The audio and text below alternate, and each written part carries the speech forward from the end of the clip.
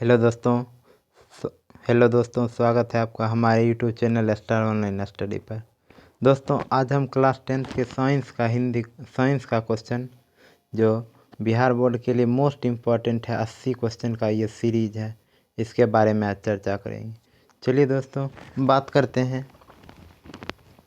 Question number 1, किस दर्पण की फोकस दूरी ऋणात्मक होती है? क्वेश्चन मेरा है, किस दर्पण की फोकस दूरी ऋणात्मक होती है? तो दोस्तों याद रखिएगा, अवतल दर्पण की फोकस दूरी ऋणात्मक होती है। तो धनात्मक किसका होता है? धनात्मक होता है उत्तल दर्पण का, और अवतल दर्पण का क्या होता है दोस्तों? ऋणात्मक। चलिए दोस्तों, याद करते जाइएगा आप। चलिए क्वेश्चन नंबर 2 की ओर बढ़ते हैं। चलिए क्वेश्चन नंबर 2 को देखते हैं।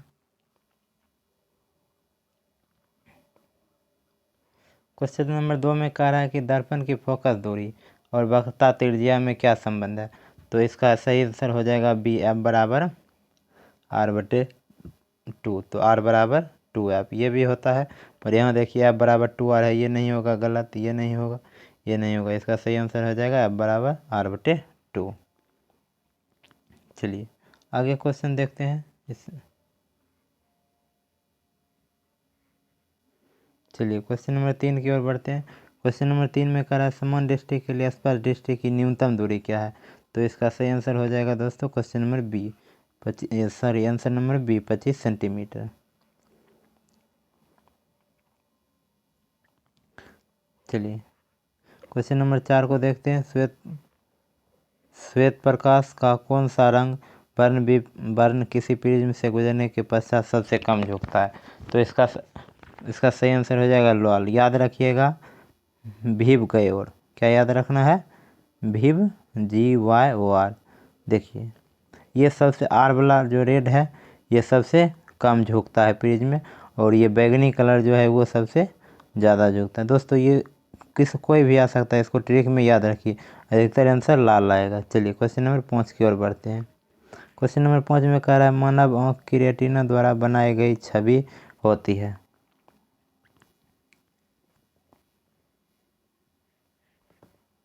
चलिए फिर से पढ़ते हैं, मानव आँख की रेटिना द्वारा बनाई गई छवि होती है।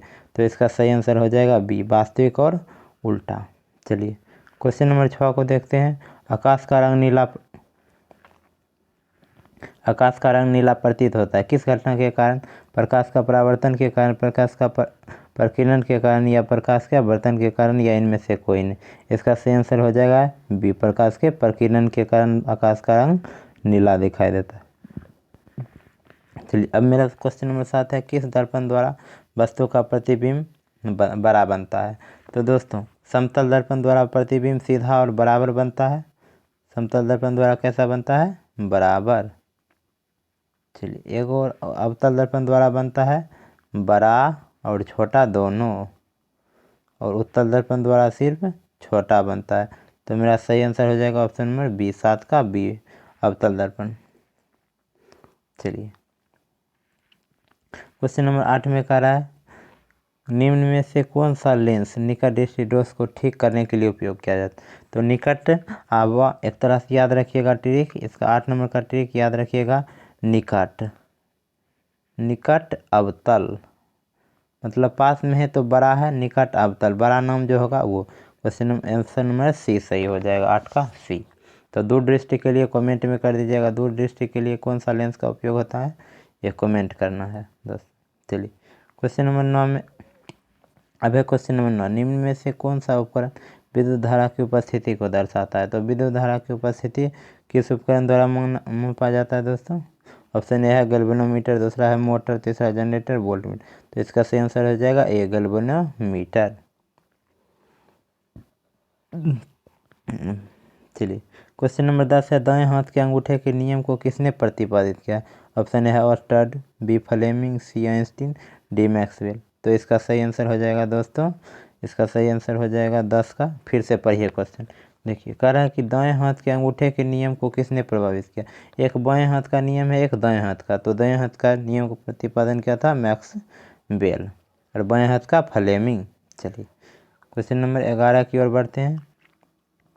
11 में है, ये मोस्ट इम्पॉर्टेंट, VVI इसको लगाइए दोस्तों, VVI है विभवांतरण का SI मात्रक। समझिए ये बोर्ड में छप गया है, तो विभवांतर का SI मात्रक क्या हो जाएगा दोस्तों, 11 का ए वोल्ट, 11 का क्या हो जाएगा वोल्ट। चलिए क्वेश्चन नंबर 12 की ओर बढ़ते हैं। क्वेश्चन नंबर 12 में कह रहा है निम्न में से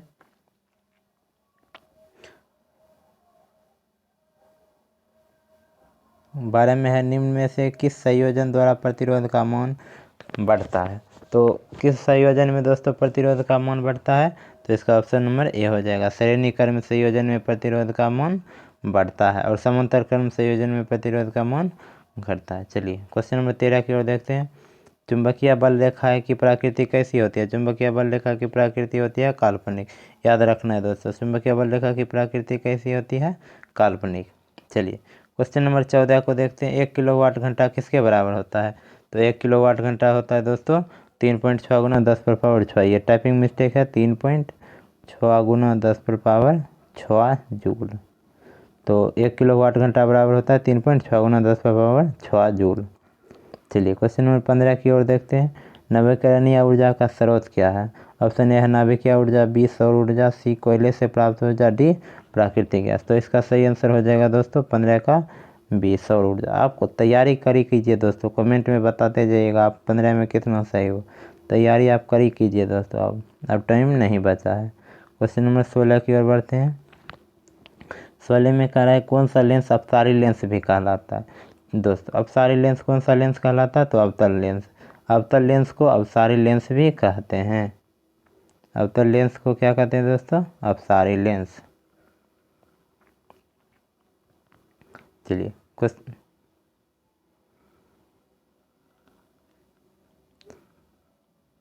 नंबर 17 की ओर बढ़ते हैं। क्वेश्चन नंबर 17 में है प्रकाश का प्राथमिक वर्ण कौन सा है। तो प्राथमिक वर्ण कौन सा कहलाता है दोस्तों। ऑप्शन ए है लाल, बी नीला, सी हरा। तो ये ऑप्शन नंबर डी 17 का डी हो जाएगा। मतलब तीनों लाल, रेड, ब्लू, ग्रीन ये कहलाता है प्राथमिक रंग। चलिए क्वेश्चन नंबर 18 में देखते हैं। निम्न में से कौन सा नेत्र का रंगीन भाग होता है। ऑप्शन ए है कॉर्निया, बी पुतली पुपिल, सी रेटिना, डी आइरिस। इसका पुतली होगा। चलिए तो इसका सही आंसर हो जाएगा 18 का option number D iris. Iris कौन सा कैसा भाग होता है, नेत्र का रंगीन भाग होता है दोस्तों। चलिए क्वेश्चन नंबर 19 में करा एक हॉर्स पावर HP। HP मतलब होता है हॉर्स पावर। एक हॉर्स पावर कितना होता है, तो इसका सही आंसर हो जाएगा दोस्तों ए 746 वाट।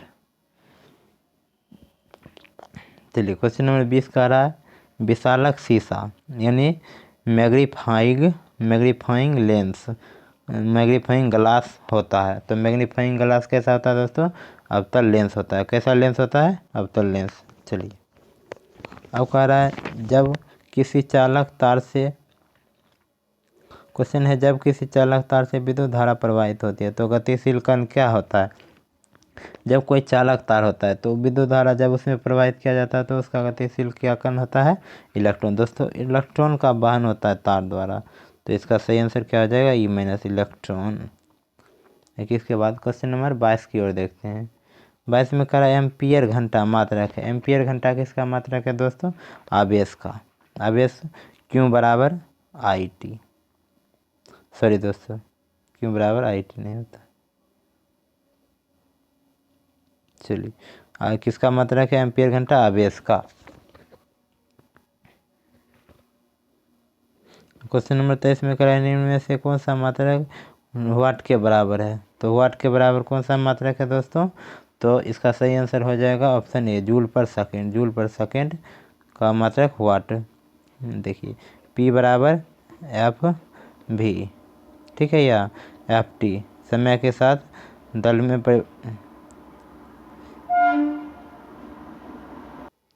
चलिए दोस्तों अब क्वेश्चन नंबर 24 का बात करते हैं। 24 में विद्युत धारा का मात्रक। तो विद्युत धारा का मात्रक क्या हो जाएगा, एम्पियर। दोस्तों अभी तक आप वीडियो को लाइक करके चैनल को सब्सक्राइब नहीं किए हैं तो चैनल को सब्सक्राइब कर लीजिए ताकि इस पे अपडेटेड वीडियो रहता है। और दोस्तों आपको बिहार बोर्ड के लिए हर कंटेंट उपलब्ध कराया जा रहा है, तो आप चैनल को पहले सब्सक्राइब कर लीजिए। चलिए क्वेश्चन नंबर 25 की ओर बढ़ते हैं। क्वेश्चन नंबर 25 में कह रहा है ग्लोबल वार्मिंग के लिए उत्तरदायी गैस। तो ग्लोबल वार्मिंग के लिए उत्तरदायी गैस कौन है, कार्बन डाइऑक्साइड CO2। एक 3 गैस होता है उत्तरदायी, एक कार्बन डाइऑक्साइड CFC, क्लोरोफ्लोरोकार्बन, एक मीथेन होता है CH4। तो ऑप्शन में CO2, 25 का हो जाएगा सी। चलिए क्वेश्चन नंबर 26 की ओर बढ़ते हैं। शरीर में भोजन का पचना किस प्रकार की अभिक्रिया है? तो शरीर में भोजन का पचना कौन सी अभिक्रिया है? उपचयन, अपचयन, सॉरी दोस्तों, अपचयन, ऑक्सीडेशन। कौन सा अभिक्रिया है? इंग्लिश में पढ़ेंगे ऑक्सीडेशन। चलिए क्वेश्चन नंबर 27 की ओर बढ़ते हैं। क्वेश्चन नंबर 27 में है, कली चूनों पर जब जल डाला जाता है तो अभिक्रिया होती है। तो कली चूनों पर दोस्तों जल जब डालते हैं तो इसमें भारी मात्रा में उष्मा का उत्सर्जन होता है, तो ऊष्माक्षेपी। देखिए दोस्तों ये समझिएगा, ऊष्मा जिस अभिक्रिया में ऊष्मा निकलता है वो ऊष्माक्षेपी हो गया। जिससे ऊष्मा लगता है उसमें ऊष्मा शोषित, तो ये इसका सही आंसर हो जाएगा ऊष्माक्षेपी। चलिए क्वेश्चन नंबर 28 का है, निम्न में से कौन अधिक अभिक्रियाशील होता है? तो इसका दोस्तों सही आंसर हो जाएगा ACU, कॉपर। 29 में चूना जल का रासायनिक सूत्र क्या हो जाएगा दोस्तों?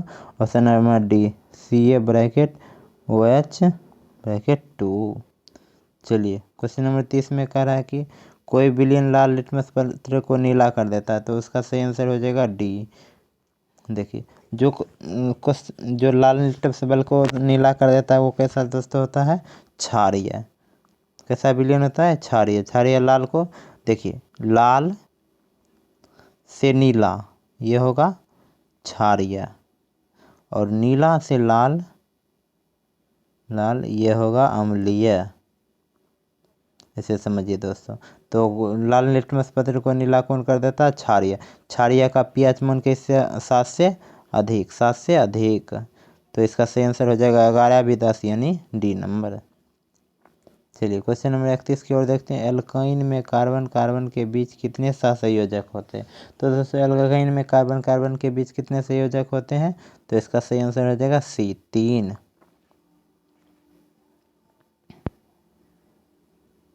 चलिए क्वेश्चन नंबर 32 की ओर देखते हैं। ग्लूकोज का आणविक सूत्र क्या है? तो ग्लूकोज का आणविक सूत्र क्या है दोस्तों?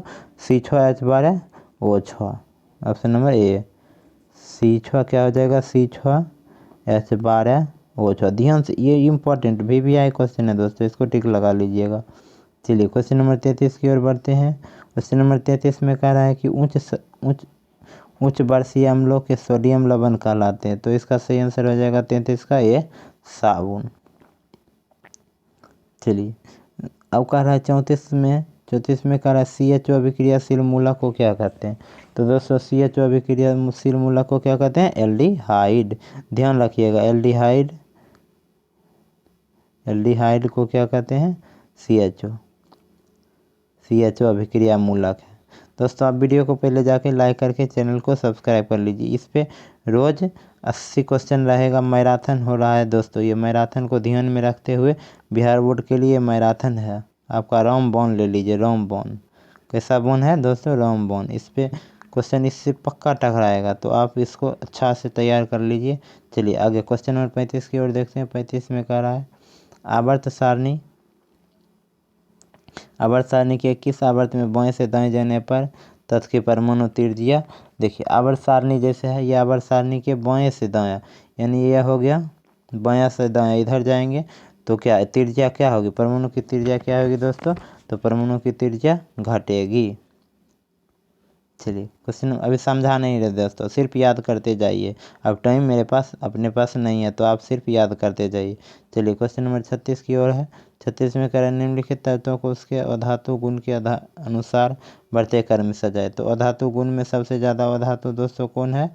ये फ्लोरीन, फिर ऑक्सीजन, फिर कार्बन, फिर लिथियम, फिर बेरिलियम, बी। चलिए दोस्तों इसका सही आंसर हो जाएगा ऑप्शन सी। अब कह रहा है क्वेश्चन सिलिकॉन क्या है? तो सिलिकॉन क्या है दोस्तों? ऑप्शन इसका सी हो जाएगा, सिलिकॉन उपधातु। कैसा है सिलिकॉन? उपधातु है।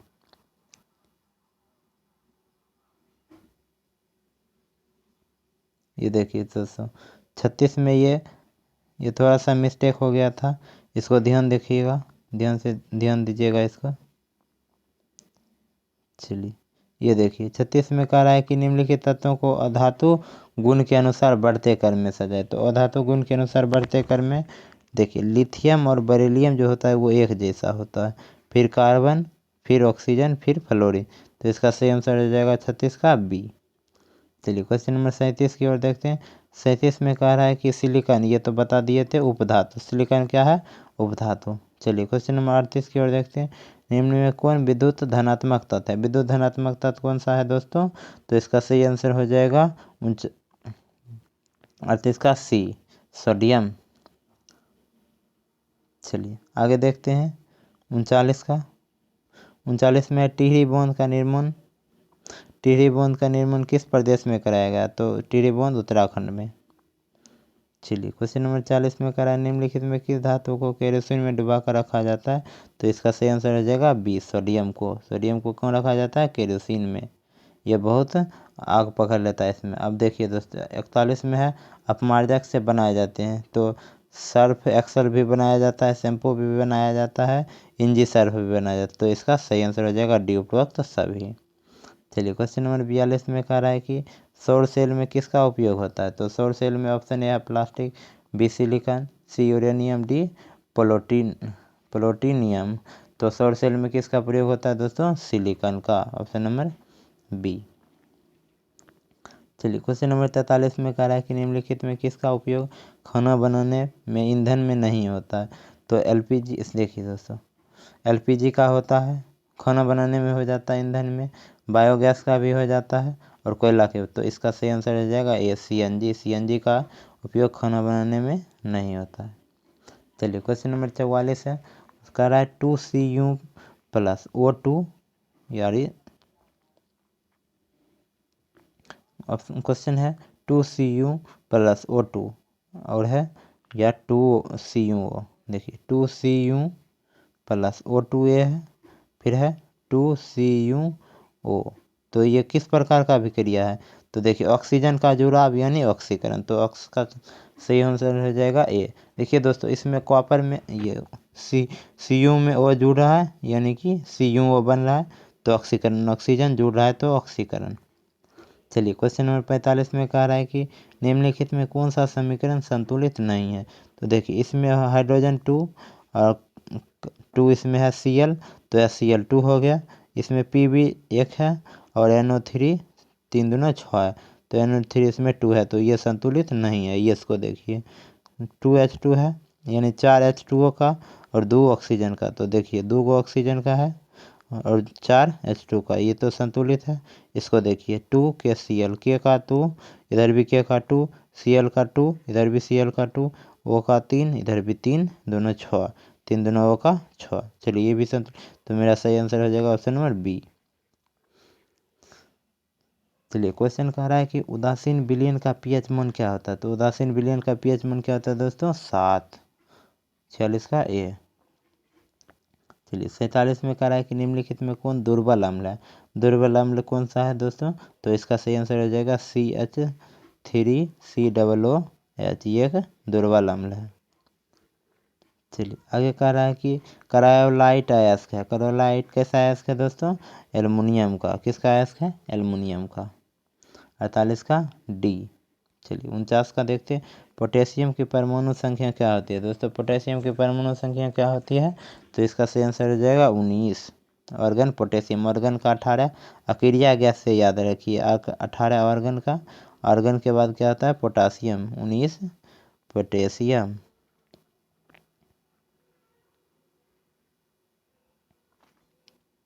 चलिए दोस्तों वीडियो को लाइक करके चैनल को सब्सक्राइब कर लीजिए और आगे का क्वेश्चन देखिए। क्वेश्चन नंबर 50 में कह रहा है कि फॉर्मिक अम्ल का IUPAC नेम। IUPAC नेम एक क्वेश्चन फिक्स है, इस कहीं इस बार आपको देखिए फॉर्मिक अम्ल का भी पूछ सकता है, इसलिए इसको VVI लगा के रखिए। चलिए इसका सही आंसर हो जाएगा फॉर्मिक अम्ल का मेथेनोइक अम्ल। फॉर्मिक अम्ल का क्या होगा दोस्तों? मेथेनोइक अम्ल। 51 में कह रहा है कि इथाइल अल्कोहल का अणुसूत्र क्या होता है? दोस्तों इथाइल अल्कोहल का अणुसूत्र क्या होता है? C2H5OH। एल्कोहल है तो OH और इथाइल अल्कोहल है तो C2H5OH। आगे है एल्काइन कौन है? एल्काइन कौन है दोस्तों? तो इसका सही आंसर हो जाएगा C2H2। C2H2 एल्काइन है। अब कह रहा है कि चीनी का रासायनिक सूत्र, चीनी का रासायनिक सूत्र होता है C12H22O11, तो 53 का सही आंसर बी। 54 में कह रहा है एसिटिलीन में कार्बन कार्बन के बीच सहसंयोजक बंधनों की संख्या, तो एसिटिलीन में कार्बन कार्बनों के बीच सहसंयोजक बंधनों की संख्या कितना होगा दोस्तों? 3। चलिए क्वेश्चन नंबर 55 को देखते हैं। क्वेश्चन नंबर 55 में कह रहा है कि श्वसन के अध्ययन के लिए उपयोग किया जाने वाली बीज कौन सा है? तो अंकुरित बीज। कैसा बीज दोस्तों? अंकुरित बीज। तो इसका सही आंसर हो जाएगा बी। चलिए क्वेश्चन नंबर 56 को देखते हैं। मानव वृक्क किस प्रणाली का हिस्सा है? मानव वृक्क तो उत्सर्जन का हिस्सा, उत्सर्जन के काम में आता है। वृक्क किस काम में आता है दोस्तों? मानव के शरीर में उत्सर्जन का काम में वृक्क करता है। तो इसका सही आंसर हो जाएगा सी। चलिए क्वेश्चन नंबर 57 की ओर बढ़ते हैं। 57 में कह रहा है पौधे में जाइलम निम्नलिखित में से किसके परिवहन के लिए जिम्मेदार है? तो जाइलम किसके परिवहन के लिए जिम्मेदार है? पानी के, यानी जल के लिए जाइलम और भोजन के लिए फ्लोएम। चलिए क्वेश्चन नंबर 18 में कह रहा है श्वसन के दौरान कौन सी गैस निकलती है? तो इसका सही आंसर हो जाएगा ये CO2। श्वसन के दौरान कौन सी गैस निकलती है? CO2। चलिए क्वेश्चन नंबर 59 है फलों को पकने को निम्न में से किससे नियंत्रित किया जाता है? फल को पकने के लिए किसका नियंत्रण के लिए किसका प्रयोग किया जाता है? तो एथिलीन। एथिलीन से फल को पकने के लिए नियंत्रित किया जाता है। तो ये मोस्ट इम्पॉर्टेंट क्वेश्चन है, इसको VVI लगा के चलिए दोस्तों। चलिए क्वेश्चन नंबर 60। चलिए अब क्वेश्चन नंबर 60 का है न्यूरॉन का वह हिस्सा जहाँ जानकारी हासिल की जाती है। तो इसका सही आंसर हो जाएगा ए डेंड्राइट। क्या हो जाएगा? डेंड्राइट। चलिए दोस्तों आप बताइए 60 में आपका कितना सही हुआ, कमेंट करके हमको बताइएगा। चलिए आगे और वीडियो को लाइक करके चैनल को सब्सक्राइब कर लीजिएगा दोस्तों। चलिए आगे बात करते हैं क्वेश्चन नंबर 61 की। क्वेश्चन नंबर 61 में कह रहा है कि निम्नलिखित में से कौन आपातकाल का हार्मोन है? आपातकाल का हार्मोन कौन सा है दोस्तों? ए एंड्रीलेनिन। चलिए एंड्रीलेनिन याद रखिए दोस्तों, ये नाम इंग्लिश का नाम है, इसको 2-4 बार पढ़िए। एंड्रीलेनिन। चलिए कह क्वेश्चन फिर से एक बार हम पढ़ देते हैं। निम्नलिखित में कौन आपातकाल का हार्मोन? आपातकाल का हार्मोन कौन है? एंड्रीलेनिन। चलिए क्वेश्चन नंबर 62 में कह रहा है कि निम्नलिखित में कौन सी अनैच्छिक क्रिया नहीं है? कौन सी अनैच्छिक क्रिया नहीं है दोस्तों? तो इसका सही आंसर हो जाएगा ई चबोला। चलिए क्वेश्चन नंबर 63 है मानव में गर्भ की अवधि कितनी होती है? तो गर्भ की अवधि कितनी होती है दोस्तों? ए नंबर 270 दिन, यानी 9 महीना का होता है, तो ये 270 दिन के आसपास हुआ।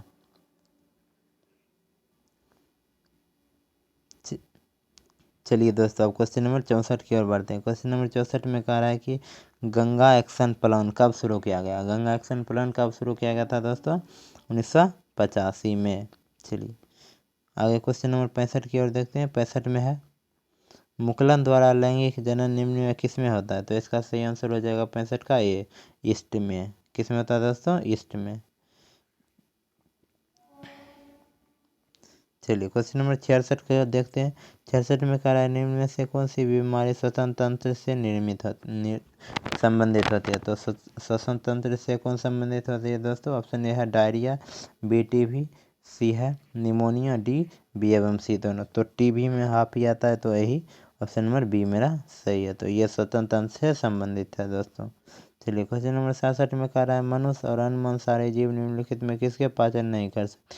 ऑप्शन ए है प्रोटीन, बी सेल्यूलोज, सी वसा, डी इनमें सभी। तो इसका सही आंसर हो जाएगा ऑप्शन बी सेल्यूलोज। सेल्यूलोज का पाचन मनुष्य और जीव नहीं कर सकता, इसका पाचन कौन करता है? पौधा। चलिए क्वेश्चन नंबर 68 में कह रहा है ब्रेन हेमरेज का मुख्य कारण क्या है? तो इसका सही आंसर हो जाएगा दोस्तों हाइपरटेंशन। हाइपरटेंशन से ब्रेन हेमरेज हो जाता है। चलिए दोस्तों आप कमेंट में बताते जाइएगा कि आपका कितना सही हो रहा है। इसका आंसर भी कमेंट में एक बार टाइप करते जाइएगा, आपको याद होते जाएगा। चलिए क्वेश्चन नंबर 69 है निम्न में से परजीवी पादप का उदाहरण क्या है? ऑप्शन ए है बैक्टीरिया, बी कस्कुटा, सी विषाणु, डी कवक। तो इसका सही आंसर हो जाएगा 69 का बी कस्कुटा। कस्कुटा परजीवी पादप का उदाहरण है। चलिए क्वेश्चन नंबर 70 में कह रहा है कि हृदय से रक्त को संपूर्ण शरीर में पंप किया जाता है किसके द्वारा? ऑप्शन ए है फेफड़ा द्वारा, बी नीला द्वारा, सी अलिंद द्वारा, डी इनमें से भी। तो किसके द्वारा किया जाता है दोस्तों? इसका सही आंसर रह जाएगा सी नीला द्वारा, अलिंद द्वारा, सॉरी अलिंद द्वारा। चलिए क्वेश्चन नंबर 71 में देखते हैं हाइड्रा में लैंगिक जनन की विधि क्या है? तो हाइड्रा में लैंगिक जनन की विधि क्या है दोस्तों? मुकुलन। कैसा विधि है? मुकुलन। मुकुलन ध्यान रखिएगा, ये मोस्ट इम्पोर्टेंट VVI। हम जिसमें VVI लगा दिए हैं दोस्तों, मतलब समझ लीजिएगा कि वो बोर्ड में आ चुका है। चलिए आगे देखते हैं, उसको मोस्ट इम्पोर्टेंट मान के चलिएगा। आगे देखते हैं 72 में कह रहा है कि जनन संचारित रोग है। जनन संचारित रोग कौन सा है? ऑप्शन ए है सिफिलिस, बी एड्स, सी गोगनिया, डी इनमें से भी। तो इसका सही आंसर हो जाएगा 72 का डी। ये सभी रोग जो है जनन संचारित रोग है। कैसा रोग है दोस्तों? जनन संचारित। क्वेश्चन नंबर 73 में कह रहा है कि पुष्प का सबसे बाहरी भाग होता है। ऑप्शन ए है बाह्य दलपुंज, बी है दलपुंज, सी पुंकेसर, डी स्त्री कैंसर। तो पुष्प का बाहरी भाग क्या होता है दोस्तों? ए बाह्य दलपुंज। चलिए क्वेश्चन नंबर 74 में कह रहा है कि ब्लड समूह ए में कौन सी एंटीबॉडी होती है? ऑप्शन ए है ए, बी है ए बी, सी है बी, डी है ओ जीरो यानी ओ ग्रुप। तो इसका सही आंसर हो जाएगा 74 का सी बी। ब्लड समूह ए में कौन सी एंटीबॉडी होती है? बी। ऑप्शन 75 का क्वेश्चन का आंसर देखिए, रक्त में ग्लूकोज की मात्रा निम्नलिखित में कौन सी नियंत्रित करती है? ऑप्शन ए देखिए क्या है। ऑप्शन ए है इंसुलिन, बी है ग्लूकागन, सी है गैस्ट्रिन, डी है सोमेटोस्टेनिन। तो इसका सही आंसर हो जाएगा दोस्तों ए इंसुलिन। इंसुलिन से रक्त में ग्लूकोज की मात्रा नियंत्रित होती है। 76 का क्वेश्चन है कि पादप वृद्धि हार्मोन है। तो इसका सही आंसर हो जाएगा ये जिब्रेलिन। जिब्रेलिन देखिए। और क्वेश्चन नंबर 77 है हार्मोन स्रावित होता है। तो हार्मोन किससे स्रावित होता है? अंतःस्रावी ग्रंथि से। चलिए क्वेश्चन नंबर 78 का है। 78 में है मनुष्य के मुख गुहा में कितने जोड़े लाल ग्रंथियां पाए जाते हैं? तो मनुष्य के मुख गुहा में कितने जोड़े लाल ग्रंथि पाई जाती है दोस्तों? सी 3 जोड़े। कितने जोड़े पाए जाते हैं? 3 जोड़े। चलिए दोस्तों वीडियो को लाइक करके चैनल को सब्सक्राइब कर लीजिए और आगे बढ़िए। चलिए क्वेश्चन नंबर 69 है एंड्रोजेम। एंड्रोजेम है तो मेल हार्मोन। कैसा हार्मोन है? Male hormone. चलिए क्वेश्चन नंबर 80 में कह रहा है मटर को अपने प्रयोग के लिए किसने चुना? तो इसका सही आंसर हो जाएगा ए मेंडल ने। किसने चुना था? मेंडल ने। दोस्तों आप कमेंट में बताइएगा आपका कितना सही हुआ 80 में, और वीडियो को लाइक करके चैनल को सब्सक्राइब कर लीजिएगा। चलिए दोस्तों आज विदा लेते हैं, फिर मिलते हैं कल एक नए वीडियो के साथ। तब तक आप मेरा चैनल को सब्सक्राइब कर लीजिए, आपको नोटिफिकेशन आ जाएगा।